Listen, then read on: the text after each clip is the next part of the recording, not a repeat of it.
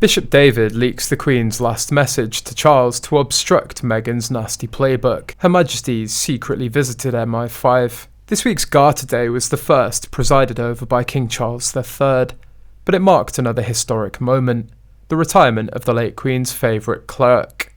Bishop David Connor, the Queen's spiritual guide, most trusted priest and the man who conducted her funeral, is finally bowing out after 25 years of service. Now 76, he should have left at 70, the usual Church of England retirement age, but it's understood that the Queen personally asked him to stay to see out her days. The role is vital for the spiritual well-being of the monarch, and it's thought Her late Majesty didn't want a change so late on in life. His successor, the Right Reverend Christopher Coxworth, Bishop of Coventry, has just been announced.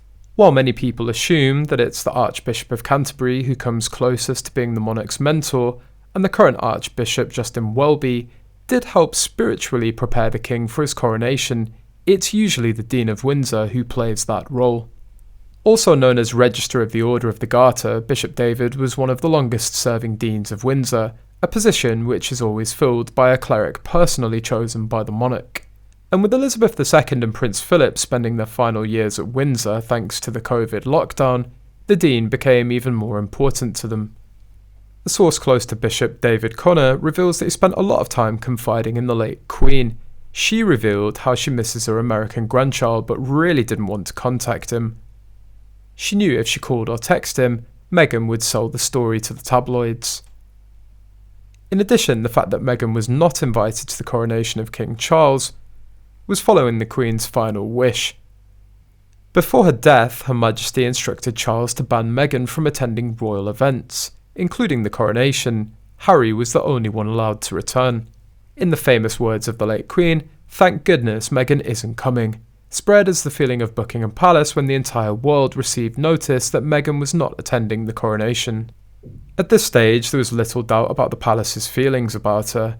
As harmful as Meghan's actions in the last year have been, a source close to the royals tells me that much of the damage was already done, and that the personal feelings of the late Queen loom large. According to my source, the Queen saw through Meghan Markle and remarked that she was evil during a drinks reception at a dinner the late monarch hosted at Balmoral in August last year. In 2020, after Megxit was announced, the Queen visited MI5.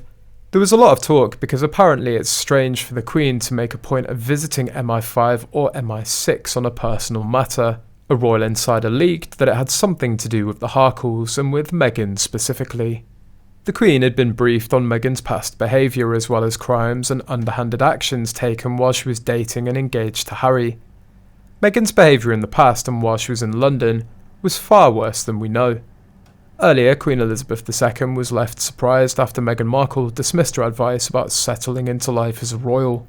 The late monarch told Meghan that it would be worthwhile for her to speak to Sophie Rhys-Jones, now the Duchess of Edinburgh, who once found herself in a similar situation after marrying Prince Edward.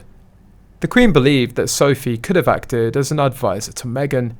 However, the author said Meghan made it clear that she'd make her own decisions, turning down the Queen's alleged offer.